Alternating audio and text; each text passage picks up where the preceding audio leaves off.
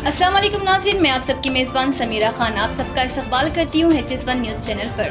आइए नजर डालते हैं आज की अहम खबरों पर। भारत माता की, भारत माता की।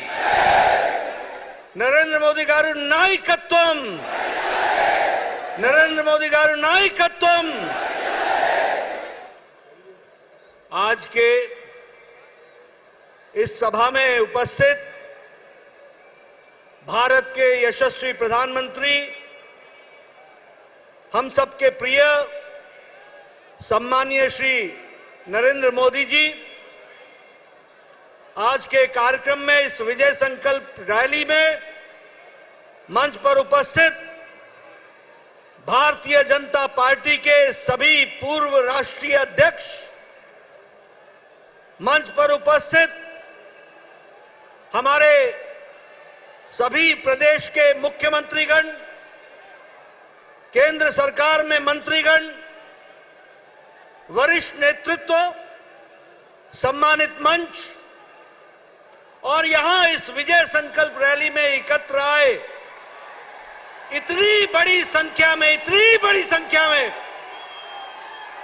हमारे तेलंगाना के सभी नौजवान साथी, सज्जन वृंद, मीडिया के मेरे साथी, प्रिंट मीडिया, इलेक्ट्रॉनिक मीडिया के मेरे साथी, आज भाग्यनगर में जिस तरीके से अपार जनसमूह आज अपने प्रिय नेता भारत के यशस्वी प्रधानमंत्री जी को सुनने के लिए आतुर है, ये बताता है, ये जो मैं उत्साह देख रहा हूं, ये जो मैं जोश देख रहा हूं, ये जो मैं संख्या देख रहा हूं, यह मुझे इस बात के लिए आश्वस्त करता है कि आने वाले समय में तेलंगाना से केसीआर का जाना तय है और भारतीय जनता पार्टी का आना निश्चित है।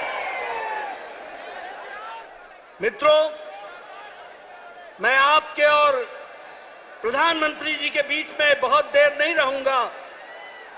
मुझे मालूम है कि आप सब लोग उनको सुनने के लिए आतुर हैं, लेकिन मैंने तेलंगाना की बदलती तस्वीर देखी है। मैं विधानसभा के चुनाव में यहां चुनाव का प्रभारी था, उस समय का वातावरण भी मैंने देखा है और उसके बाद का भी मैं वातावरण देख रहा हूं।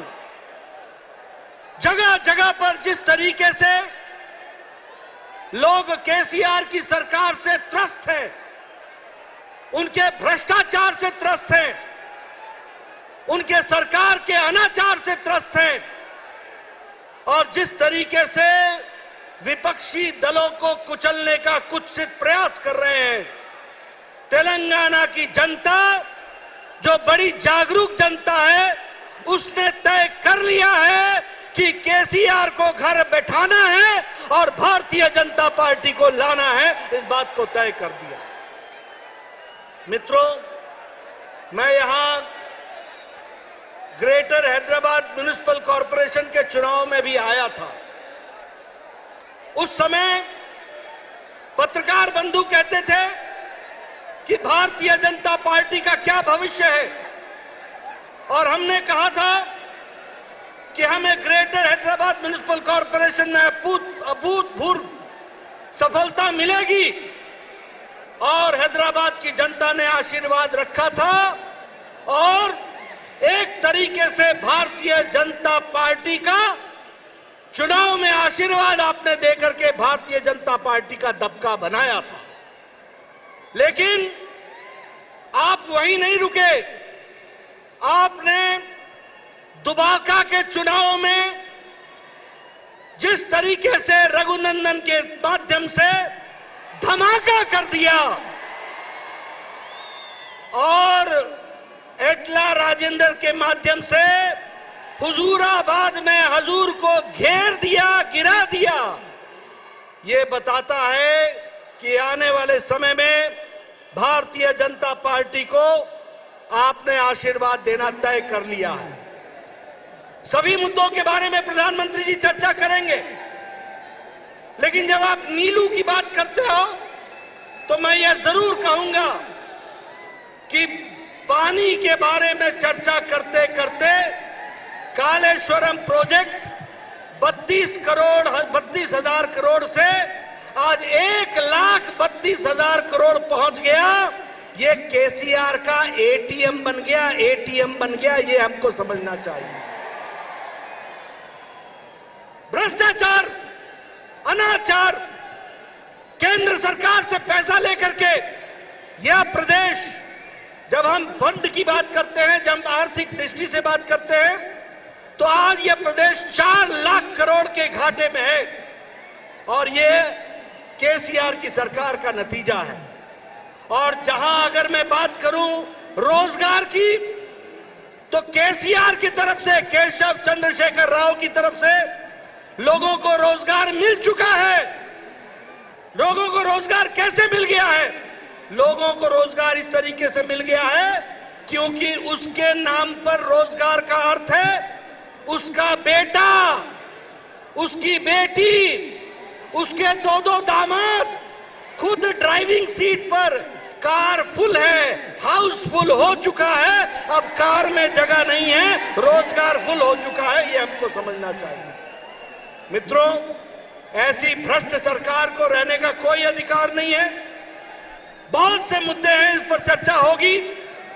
जो आशीर्वाद प्रधानमंत्री जी ने तेलंगाना को दिया है वो सही मायने में धरती पर नहीं लग रहा है। उसमें भ्रष्टाचार हो रहा है, स्कीमों का बदला जा रहा है और इसलिए समय आ गया है कि अब डबल इंजन की सरकार चाहिए, ऊपर मोदी जी की सरकार चाहिए, तो तेलंगाना में भी कमल खिलना चाहिए, कमल खिलना चाहिए, कमल खिलना चाहिए। इसको हमको ध्यान में रखना चाहिए। मैं पुनः आप सबको धन्यवाद देता हूं और आपके और प्रधानमंत्री जी के बीच में ज्यादा समय न रहते हुए हम सब लोग प्रधानमंत्री जी को सुनने के लिए आतुर हैं।